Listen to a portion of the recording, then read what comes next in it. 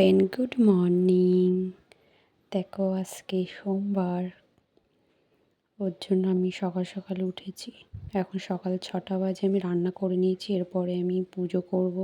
চান দান করে এসে আমি পুজোর জোগাড় শেষ করলাম। দেখতেই পাচ্ছ আজকে তৃতীয় সোমবার করব আমি। আগেও দুটো সোমবার করেছি, কিন্তু আমি এই ফার্স্ট টাইম এই ভিডিও করছি। দেখো বাবাকে একটু জল দিয়ে স্নান করিয়ে নিয়ে মধু মাখালাম।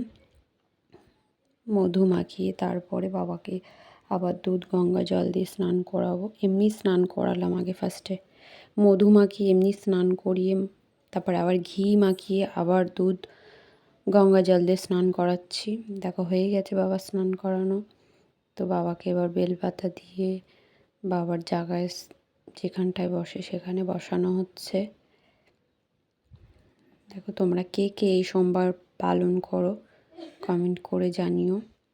আমি এই ধরে 3টে সোমবার করছি। দেখতেই পাচ্ছ আমি খুব সকাল সকাল উঠেই গোছালাম।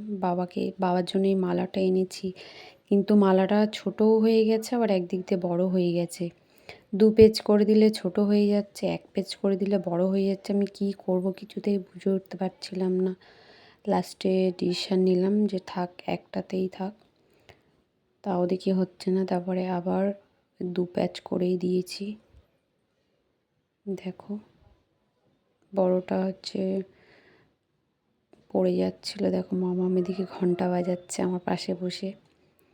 আমার সব রেডি হয়ে গেছে, দেখো পুরো শেষটা সব গুছিয়ে নিয়েছি। কোনো রকম যদি কোনো ভুল ত্রুটি থাকে ক্ষমা করে দিও বন্ধুরা, প্লিজ কমেন্ট করো। বাবা ভোলানাথের কাছেও ক্ষমা চেয়ে নিয়েছি, যদি কোনো রকম ভুল ত্রুটি হয়ে থাকে ক্ষমা করে দিও বাবা ভোলানাথ। দেখো আমি সব কিছু গুছিয়ে নিয়েছি।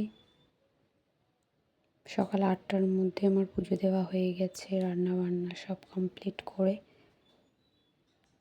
দেখো আমরা সোমবার করেছি তাই মাম্মামও আলতা পরেছে, ছোটো ছোটো পায়ে কত সুন্দর লাগছে দেখতে।